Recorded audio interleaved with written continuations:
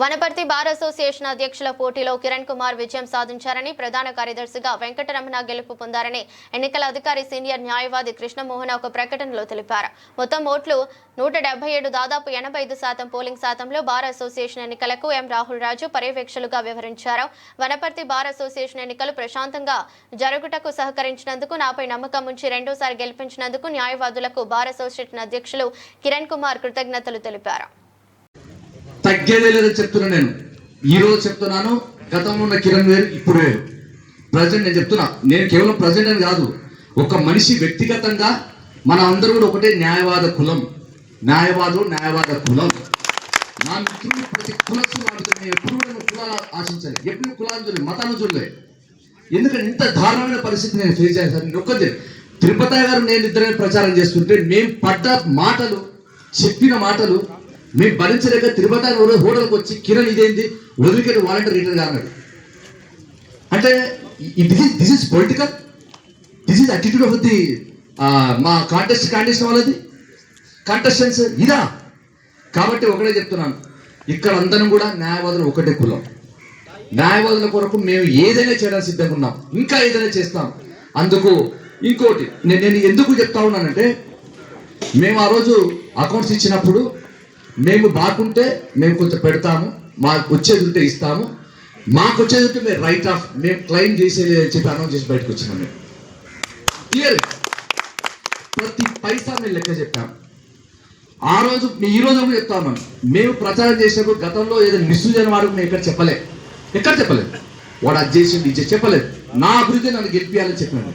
నా అభివృద్ధి నా సహచరులు అందరూ కూడా బాబా ఇంకా చాలా మంది పనులు చేసి నాకు ఉన్నటువంటి సీనియర్ నాయకులు మొత్తం కూడా. నేను ఇలా బాధతో మాట్లాడుతున్నాను, మీరు ఏమనేది బాధతోనే మాట్లాడుతున్నాను.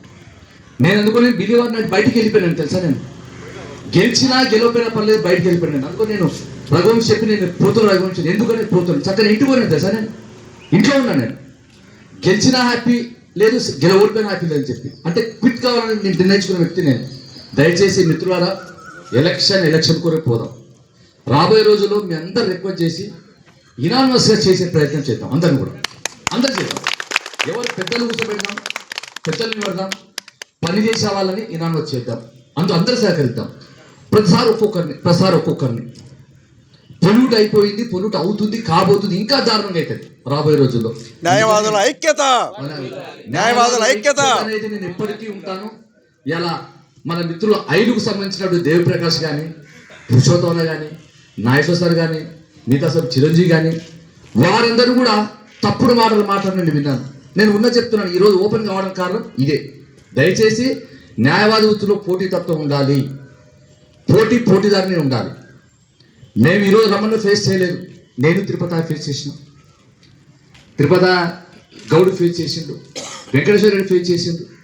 ఒక స్టేజ్లో మేము కూర్చొని ఏం చేయాలి పాల్గొలేదు. మాకు ఇంత దారుణంగా ప్రచారం చేస్తారా? కులాల మీద, నా కులం మీద ప్రచారం చేసిండు, నా మతం మీద ప్రచారం చేసిండు. నేనంటే నేను రాజకీయంగా నేను చాలా చూసినా, నా సొంత నేను ఫేస్ చేశాను. నేను ఇది తప్పు అన్నట్టు నేను నా జూనియర్ దగ్గర తప్పుడు ప్రచారం చేసి నా జూనియర్ దగ్గర పోయి, అందుకనే బాధతో దయచేసి రేపు రాబోయే రోజుల్లో మోహన్ గౌడ్ గారని, నాగేశ్వర గారు కానీ, వెంకటేశ్వర గారు కానీ, పురుషోత్తమ గారు వీళ్ళందరూ పెద్దలందరూ కూర్చు ఇనామా చేసే ప్రయత్నం చేద్దాము. వద్దు ఎలక్షన్లో వద్దు. మేము ఎలక్షన్లో ఉన్నా లేకపోయినా నేను పనిచేసిన, నాకు పదవి ఉన్నా లేక మేము పనిచేసిన, నాకున్న శాఖ పనిచేస్తా. కాబట్టి మిత్రులారా, మీరందరూ కూడా శిరస్సు ఉంచి ప్రణామం చేస్తున్నారు నాకు సహాయం చేసిన అందరూ కూడా. ఇది పనిచేసే వ్యక్తికి విజయం తప్ప మీరందరి విజయమే. నాకు ఇంకా మరీ బాధ్యత పెరిగింది, ఇంకా బాధ్యత పనిచేస్తాం. అందరూ కూడా ధన్యవాదాలు తెలియజేస్తూ ఈ అవకాశం మీద ధన్యవాదాలు.